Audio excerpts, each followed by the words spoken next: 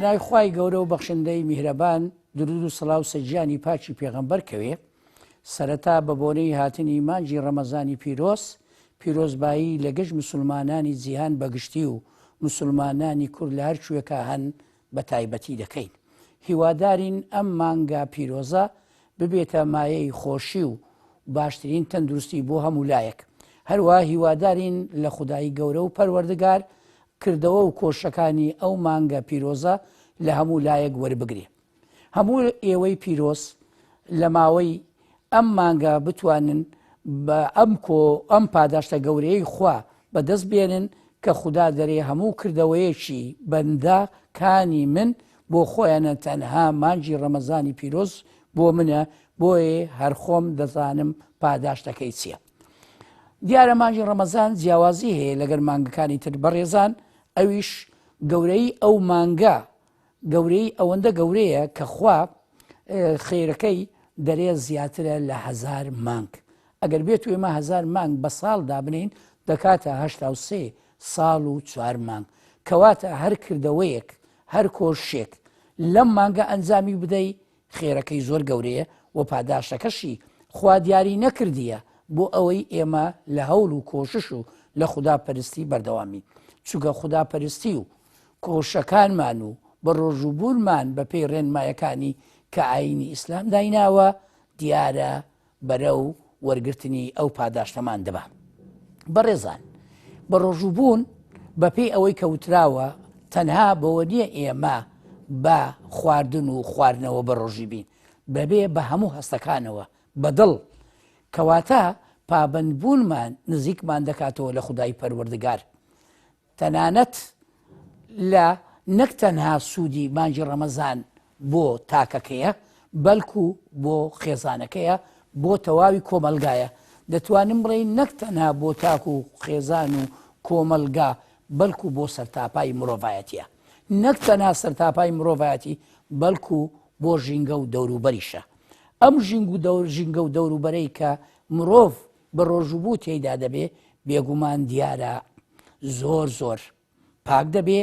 دەتوانم بڵێم باشترین هۆکارێکە بۆ ژینگە پارێزی. دیارە ئێمە لە مانجی ڕەمەزان لەگەر برای بەڕێزم کاک دکتۆر ئیبراهیم ئەو ماوەیە لەگەر ئێوەی بەڕێز و خۆشەویست دەبین بۆ باسکردن لەلایەنی تەندروستی بە ڕۆژوو بوون. ئێستاکە دەچینە لای بەڕێز دکتۆر ئیبراهیم بۆ ئەوەی بزانین ئەم لەبارەی ئەم مانگە پیرۆزەوە چ پەیامێک و چوتەیەکی هەیە با بفەرمێ. وەلەکاکتە زۆر سپاس دەکەین. طبعا ئینشاءالله پێکەوە لەو چەند حڵقەیەکەوە پێکەوە دەبین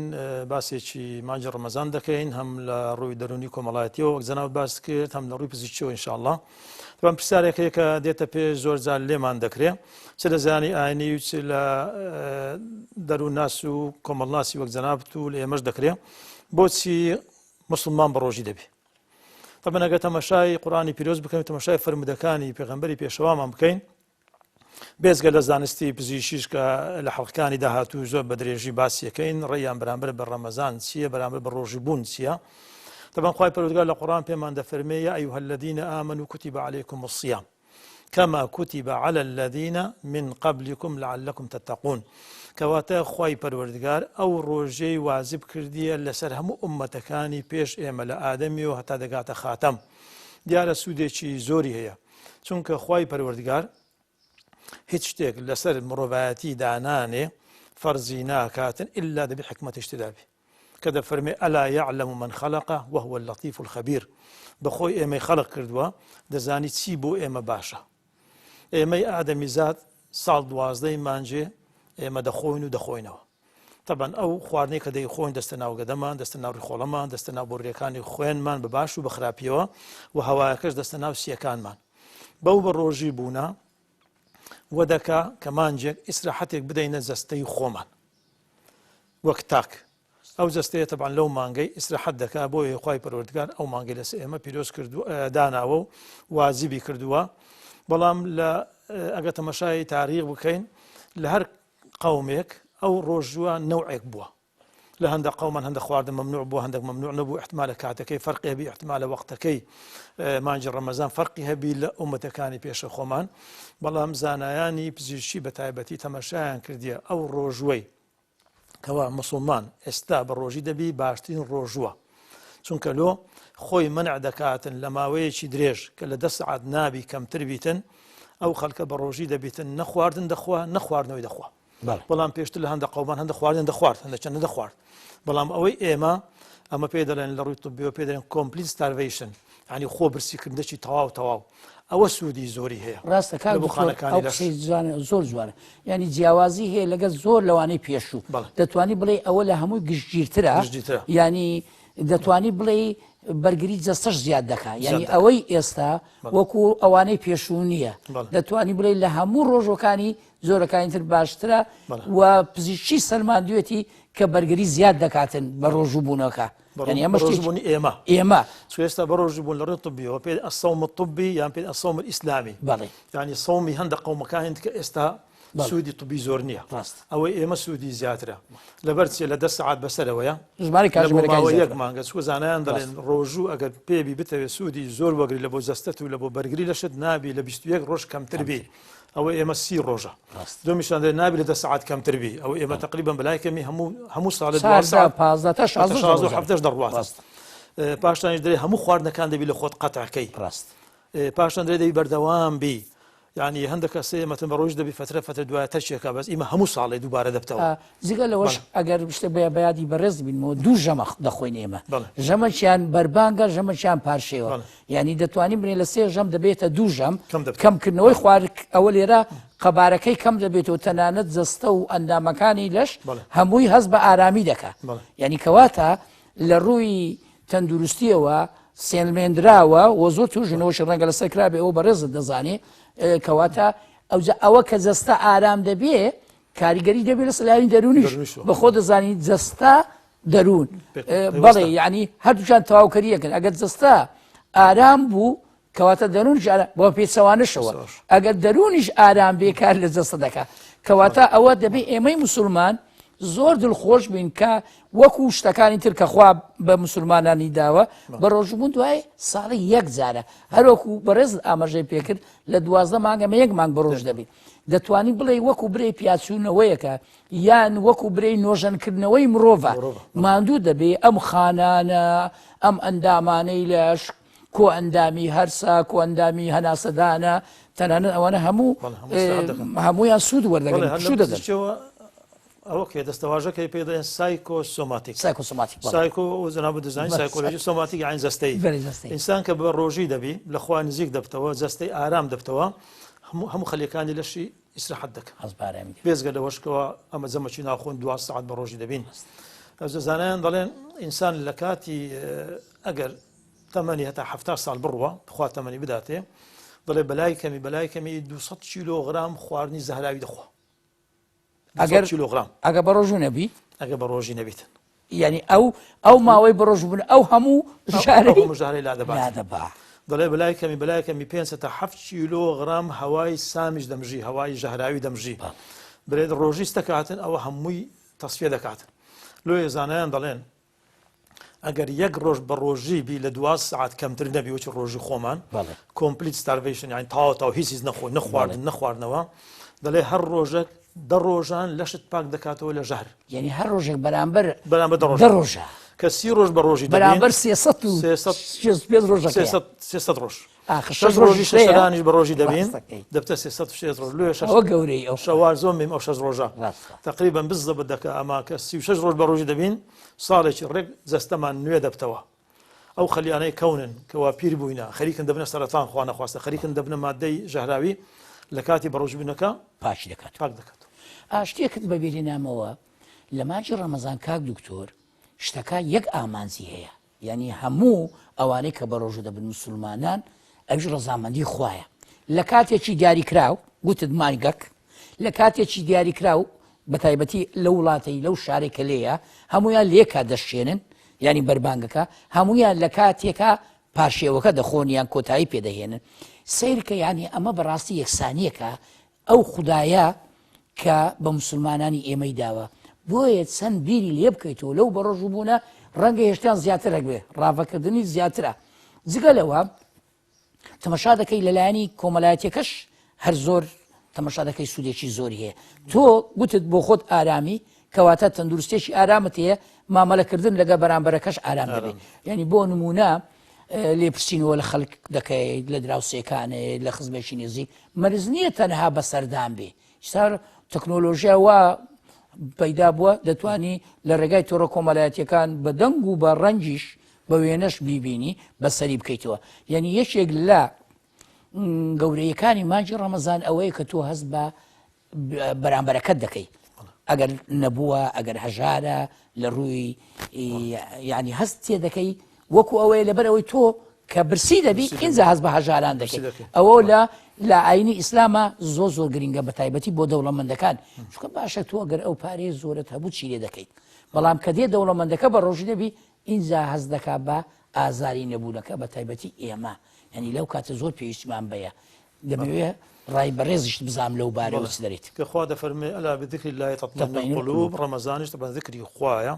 خواپەرستیە بۆیە دڵی ئاشتە دەبیتن دڵی بە خەڵکی دەستوێتەوە وەک جەنابەت باس کرد هەست بە فەقیری دەکا هەست بە برسیتی دەکا سودای مەزجی تر ئەگە لە برسی نییە بەس کە بەخۆی برسی بوو هەست بە زیرانەکەی دەکا بە خزم کەسوکارەکانی خۆی دەکا کەەوە هاوکاریان بکاتن فەرمودەکمان هەیە دەفەرمێ سووم و تەسیح پێش 1400 ساڵ پێشەوامان عەلەیهی سەڵات وەسەلام فەرمیێتی بە ڕۆژی بن سەحەتتان خۆش دەبی نە میکرۆسکۆپیان هەبووە نە پزیشکە بووە نە مختبەراتیان هەبووە ئێستا عولەما پاش قەرنەک و 400 ساڵ ئەو زەدەگەنە ئەوەی کەوە ئەو ڕەمەزانە چەند سوودی هەیە لە حەڵقەیان کە باز دەکەین بزانین سوودەکانی چییە چەند کتابی لە سەدانراوە بۆیە ئەمن زۆر زان دەڵێم دینی ئێمە کە خوا دەفەرمی ئەلیەوم ئەکمەلت لەکم دینەکم دینی ئێمە تەکمیلی هەموو دینەکانە هەر عیلمەکەت دەبێ لە پزیشی دەڵێ لە نەفسی دەڵێ لە فەلەک دەڵێ گەردووناسی دەڵێ هەمووی لە ناو حەدیث و فەرموودە و قورئانی ئێمەدا هەیە عولەما زۆر دەگەڕێنێتە دەیدۆزنەوە بەڵام ئێمە لە پێشمان حازرە بەڵام زۆر ئیستفادەشی لێ ناکەین زۆر ڕاستە یانەگە و فەرموودە پێشتر مەتەن خەڵک بیزانی باێ لەوانەیە خەڵک زۆر زیاتر بە ڕۆژی دەبوو ئەم زانایەکی کۆڵەمبی لە یەمەن گەورە بووە دەگو 10 ساڵ لێوێن دەربووم دەیگو حەز دەکەم بخۆم دەگو چونکە چاوم لە موسڵمانان کرد بە ڕۆژی بم دەمزانی لۆ سەحەتم سەم باشە لێ دەیگو پێم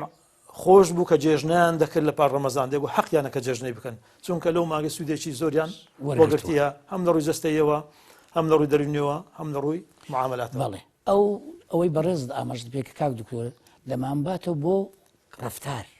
بیهەڤیەر ینی هەڵسوکەوت ینی بەڕاستی ئاینی ئیسلام ئاینێکە بە هەڵسوکەوت دەناسرێ بە هەڵسوکەوت پیادە دەکرێت یعنی نییە هەر بە قسە یعنی زۆر کەسەیە لەوانەیە لافی ئەوە لێ بدا کە موسڵمانە بەس بەکردەوە نایکە ئەمە ناچێتە خانەی موسڵمانیتەوە بۆیە لە بەڕۆژووبوون کردەوە لێرە بۆیە خوا هەر دەرێ من بەخۆم دەزانم پاداشتی کردەوەکانتان چییە لە مانجی ڕەمەزان هەموو هەرسکەوتەکانمان جیاوازە لەگەر مانگەکانی تر ینی بۆ نمونە بە هەموو ئەندامەکانی لەش بە تایبەتی هەستەکانەوە بە بینین بە گوێ لێبوون ینی بیستن تامکردن بۆنکردن هەمویان یاساغە تۆ دەبێت لی دوورکەویتەوە کەواتە خەڵکانی تری غێر موسڵمانیش کە دەمینن ئێمە وا پابندین بەڕاستی هەتا نێن پیادەینەکە نازان گەورەی ئاینەسیە بۆیە ئێمە وەکو موسڵمان دەبێ بەکردەوە بۆ خەڵکانی تر بسەلبێنین چونکە ئەگەر کردەوە نەبێ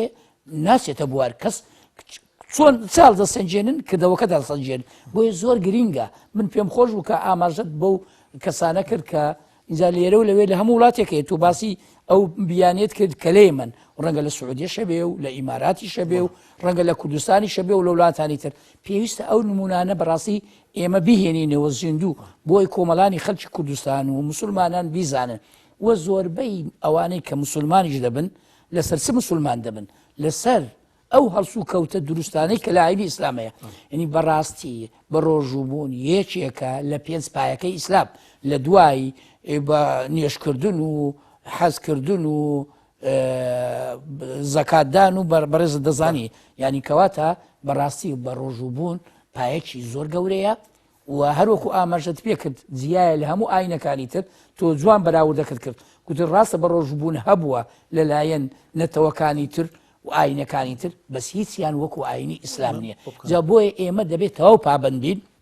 و بەڕاستی هەڵسوکەوتەکانمان لە مانجی ڕەمەزان بەڕاستی ڕنگ بداتەوە لە کەسایەتیمان ئەو کەسایەتیمان توکە ئێمە بەڕاستی لە وڵاتێک دەژین هەتا لە وڵاتانی تریش ئێستا مسلمان زۆرە لە ئەوروپا لە وڵاتانی تر دەبێ هەرسو کەوتەکانیان دیار بێ لە ماژی ڕەمەزان کە دیار بوو ئینجا گەورەی بە ڕۆژبوونەکە بە دیار دەکەوێت خەڵکی چاوی دەکە هەتا تەماشا دەکەن لە ڕووی زەرائیمەوە یان لە ڕووی تاوانەوە تەماشایان کرد دراسایان کرد لە مانجی ڕەمەزان لە وڵاتانی عالەمی ئیسلامی کە بە ڕۆژی دەبن خاستن ئەگەر ڕۆژەوەی جەنابەت گوت ئیخلاسی لەگەڵدا بوو لە بۆ خوای پەروەردگار چوو خوای پەروەردگار بە خۆی پاداشەکەی داتەوە تەماشایان کرد زەریمە لە مابەینی 160 بەسەرەوە کەمتر دەبتەوە چکۆلۆ دەرونی ئاشودە دەبیتن لە خوا نزیک دەبتەوە لە قوڕانی نزیک دەبتەوە لە ڕفتاری ئیسلامی نزیک دەبتەوە پاشانیش ڕەمەزان شەرت و قەید مەلەسدا دەنێ کە نابی قسەی زیاد بکەین نابی هەڵچی چۆ ئینسان دایمە کە هەڵدەچی هۆرمۆناتی زیاد دەبێت هەندە هۆرمۆن هەیە ئەدرینالین و ئەدرینالین کە زیاد دەبوو تووشی بە تووڕەیی و بە غەزەب دەبی و تووشی بە نەخۆشیش دەبی بێزگەلەوەی زەریمەش دەکا بەڵام لە مانجی ڕەمەزان هەموو هۆرمۆنەکان کە ئینسان ئاسوودە بوو هۆرمۆنەکان دێنە خوارێ ئەو کاتی زەریمە و تاوانیش لەناو کۆمەڵگە کەم دەبتەوە دەست خۆش ئاماژە بەشتێکی زۆر جوان کرد کە تاوان کەم دەبێتەوە نەکرد تاوان یعنی ئەگەر بێت و تەمەشایکەی مسلمان تەمەشا دەکات لە 150 جگەرە کێشان کەم دەبێتەوە لەبەر ئەوەی بۆ نزیکەی بەڕێست ئاماژەی پێکردمەژم ئاماژەمە پێکرد 14 تا 16 کاتژمێر بە ڕۆژوو دەبێت کەواتە 150 جگەرە کێشان کەم دەبێتەوە نەکە جگەرە کێشان ئەوانەی کەوا خواردنەوەیان هەیە تەنانەت دەرێ ڕێژەی خواردنەوەش کەم دەبێتەوە جگە لەوە کە باسی جگەرەمان کرد و تەنانەت باسی تووڕەبوونمان کرد هەرچوونەکانمان کرد بەڕاستی تۆ کە دەبێ ئەگەر بتەوی ڕۆژەکە لێوەژی دەبێ پابندبی ئەنی بۆ نمونە نابی هەموو قسەیەک بکەیت ئەنی خۆ دەبێ تۆ تەنها ئەوەی نەدەمە گیراوە لە خواردنەوەکە و لە خواردنەوە بەڵکوت لە قسەی خراپیش جوێن نادەیت یعنی ئەوانەی کەوا بە ڕۆژ دەبن زۆر لە مانجی ڕەمەزانە زمانیان پاراو دەبێت تەنها لەسەر چی خواپەرستی یعنی زیاتر قورئان دەخوێنێ زیاتر ناوی خوا دەینێ کەواتە لەو شتانی کە خراپە دوور دەکەوێتەوە لە درۆکردن تەنانەت دەبێ پابند بێ لە ڕاستی زیاتر شتیتر نەرێ جگە لە جگارە و خواردنەوە و گوتمان زمان پاراوی و مەی خواردنەوە و ئەمانە دوور دەکەوێتەوە هیوادارین نەکرد ئەوە هەیە ئینجا لەسەر قسەی بەڕێستان ڕێژە هەیە یان توێژنەوە کراوە هەیە بە یەکجاری وازدەینی و ئەو کەسانی کە وازیان لە جگەرە هینەیە زیاتر لە مانجی ڕەمەزان چونکە 30 ڕۆژ کە دوو جگەرە نەچێژە دیترە ئامادەت دەکاتن ورەت بەرز دەکاتەوە بڕواید بە خۆ دەبێتەوە ناسێتە ناو خوێن وەکو گوت ئەو نیکۆتینە وەی لێدی ئامادە باشەشی دەبێت بە یەکجاری واز بێنی کەواتە دەتوانین بنێ مانجی ڕەمەزان باشترین مانگە بۆ چارەسەر و دوورکەوتنەوە لە شتە خراپەکان یعنی مرۆڤ وا لێ دەکاتن دەتوانین بنێت چاکسازیە چۆن ئێمە بە خۆ دەزانی مرۆڤ جاریوات سوی دەچێتە شوێنێک مەشق و ڕاهێنان دەکات بۆ مانجێک بۆ نێوانەی تیپی وەرزش یان لەسن لە وڵاتێشکە ڕاهێنان دەکەن مانجێ وڵاتیە خۆیان ڕابێنن تا یاریەکە بنەوە بەڵام مانجی ڕەمەزانیش باشترین ڕاهێنەر بۆ مرۆڤ بۆ ئەوی خۆی ڕابهێنێ و دوورکەوێتە لە شتە خراپەکان باشترین مەشق و ڕاهێنانە بەس زۆرە مەشق و ڕاهێنە مەشق و ڕاهێنانێکی گشتیە یعنی بەرنامەکەی بەرنامەیەکی خواییە من دام نەناوە تۆ داد نەناوە کەسێک نییە بە ویست و ئارزوی خۆی داینابێ بەڵکو بە بەرنمەیەکی خوای دانراوە بۆ هەموو مرۆڤێکە بە بێ جیاوازی سوودیشی لە خۆشی هەیە کە شتێک بۆ خوابێ یەکسانیە جیاوازی ناکە لە بینی دەورەمەند و هەژار لە بینی پیر و پەکەوتووە بۆ بەدایناوە بۆ پێگەیشتوان یعنی تۆ تەواو تێگەیشتووی دەزانیت یعنی تێگەشت نەکات بە شێوەیەکی زانستیە بە شێوەیەکی بیرکردنەوەیەکی دروستە چونکە بەڕاستی ڕەنگە هەندێک زار مرۆڤ هەیە هەندێک زار شت دەکا بە ویست و ئارزوی خۆی نییە لەسەری کراوە بەڵام ئەوە نە تۆ بیر دەکەیتەوە تەمەشا دەکەی ئەو کەسانێک کە بە ڕۆژ دەبن بە ڕێزە زیاتر زان لە ڕووی پزیشکیەوە هەست بە خۆشی دەکەی یعنی تەمەشا دەکەی ئەندامەکانی لەش هەتا هەناسەدان زیاتر بە ڕێزە و دوای باسی دەکەی هەتا خواردنەکان تەندروست دەبێ چونکە دیاری کراوە یعنی بۆ نمونە لەوانەیە لە ئەڵقەی تایبەت باسی یان چەند ئەڵقەیەک باسی خواراک بکەیت دیاری کراوە سەرەتا بە چ ڕۆژەکە دەشێنی یان لە پارشێوە چ بخۆی ئەنی ئەرامووی ئەمانە بەڕاستی لەگەر خۆی بە ڕۆژوو بوون مانگەکە خوا دەستورەکەشی هێناوەتە خوا ڕێنمایەکانیشی هەمووی داوە نەکەن دێزار ئێمە شتێک تاقی دەکەینەوە پاشان دێن ئینجا لەگەر خۆی بەرنامەکان و ڕاهێنانەکان و پەیڕە و پرۆگرامی بۆ دەن هەمووی نەخێت پەیڕە و پرۆگرامەکە دانرا. هەمووی بە تەواوی لەگەیدادا وە پێویستیش ناکە دەستکاری بکەیت یعنی زانست چەند پێشکەوتووە ئێستا دەزانی سوودی بۆ نمە خورماچیە یان ماستاوچیە یان ئاوەکە چییە کەواتە بەڕاستی بە ڕۆژوو بوون بەرنامە و پلانێکی تۆکمەی زانستی تایبەتی خۆی هەیە کە هەمووی بۆ سوودی تاکەکەیە و بۆ سوودی خێزان و کۆمەلگا تەنانەت سەرتاپای مرۆڤەتی تۆ باسی ئاماژە جوانت کرد بۆ پزیشکە من ڕەنگە زۆر جار لێرە لێ جێم لێ بۆ خەڵکانی کەی مسلمان نین بەس لەگەر مسلمانان بە ڕۆژوو دەبن باشە ئەگەر لایەنی سوودەکەی هەز نەکا چۆن پابند دەبێ بۆی دیارە بەس هیوادارم ئەوە بێتە ڕاستی بۆ خەڵکانی تر لێمە بێت گەلەوەش پاداشتی قیامەتیش ڕزامەندی خۆی پەروەردگار کە خۆی بە خۆی جەزای داتەوە بەرنامەکەی لە بۆ داناوی لە بۆ جەستەی خۆت و لە بۆ کۆمەلگەر سوودی هەیە و لە ڕۆژی قیامەتیش هەم ینی بۆ ئێستای ژیانی ئێستا و بۆ ڕۆژی دوایش ینی بەڕاستی سەیری ئاینی ئیسلام کە ئەو شتانەی کە سوودەیە کاک دکتۆر یان یەکەم بۆ تاکەکەیە دووهەم بۆ بەرامبەرەکەشیتی ئەو جا لە هەمان کاتیشدا بۆ سەرتاپای مرۆڤایەتی تۆ ئەو پاداشە وەرەگری کەواتە تۆ لە هەموو لایەک براویت بەس زۆر زار هەیە بەداخەوە لە ئاینەکانی تر یان لە کردەوەکانی تر بەو شێوە نابینی یعنی شتێک وا هەمووی بگرێتەوە زۆر گرینگە بەڕاستی دەمەوێ لەو ئەڵلقەیە چیت ماوە دەتەوێ شتێک پوختەی بکەیتەوە ئاماژەی پێ بکەیت کە زۆر گرینگە لات قولی دوسێ کەسان دەینم بەڵێ پێش کۆتایی یەکیان لوقمان حەکیم دەڵێ بە کوڕەکەی خۆی دەڵێ کە ئامۆژگاری دەکە لە قوڕانیشکەوە باز دەکا بەڵام ئەوە حکمەتەکەیت قوڕان باز نەکراوە دەفەرمێ یا بونەیە ئیدا امتلأت المعدة نامت الفكرة ئەگە دایما معیدەت پڕ بیتن مێشکت باش ئیش ناکات چونکە لۆ خوێنەکە زیاتر دەستە ناو معیدەت کەم دەستە ناو مێشکت زۆر فکرت لە بۆ نایە دایما ئینسان کە زۆری دەخۆدایمە خەوی دێ بێتاقەت دەبی بەس ئەوە زای لەگەست دەگرێتەوە ئەو خاڵە بە شتێک تێکەڵ چێشکەین پێغەمبەر درود و خاڵە سەربەیە هینێکی درێمە میلەتێکی ناخۆین تا برسیمان نەبی کە خواردمان تێر نابی یان وابزانمە دیسان لە ئاینی ئیسلام دەرێ دەرێ هەندێک بۆ خواردن هەندێک بۆ کە سێ باش بەشێک لۆ خواردن بەشێک لۆ خواردنەوە بەشەش لە بۆ هەناسە بەڕاستی جوانە بەڕاستی جوانە پاشان دەفەرمێ وەخەرەست الحکمە یعنی حکمت لا نامینێ ئەگە بەردەوام هەر بخۆی معدە تێربی وقعدت الأعضاء عن العبادة قلب دەگران دەبی عیبادەت ناتوانانی کردەوەکانی خۆڵام کە بەڕۆژی دەبی قەلبی سوک دەبی لە بەرەوەی خواردنی لە معیدەکەمە خین کەم دەستە ناو معیدە زیاتر دەستە ناو ئۆرگانەکان نەشاتر دەبی دایما لە ڕەمەزان تەماشا دەکەی نەشاتی قورئان خوێند و نەشاتی جولە و حرەکەت زۆر زیاترە ئیمامی غەزالی دەڵێت الصيام زكاة النفس والرياضة الجسم ووقاية للجماعة وصيانة للمجتمع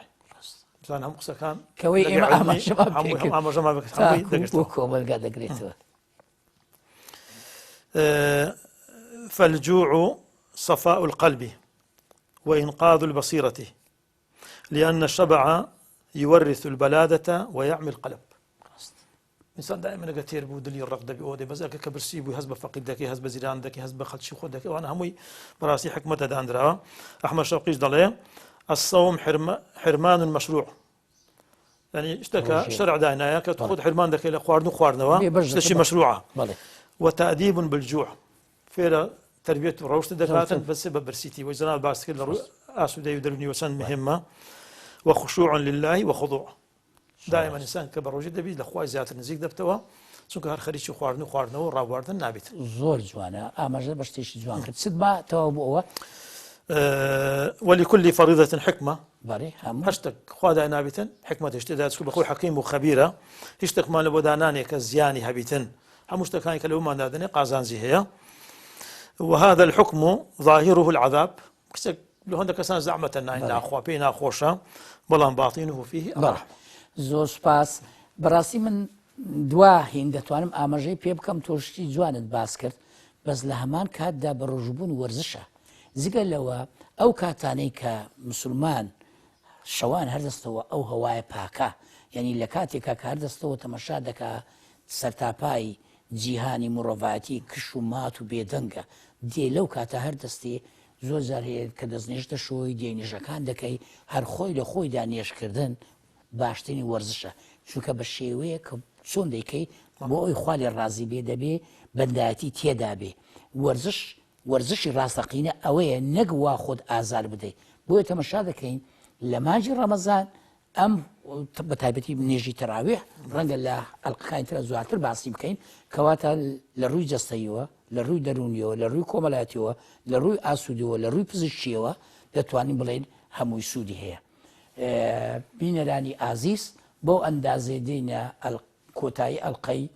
ئەمڕۆمان هیوادارم لە ئەڵلقەکانی ترا بە ئێوەی بەڕێز و خۆشەویست بگەینەوە خواتان لەگەڵ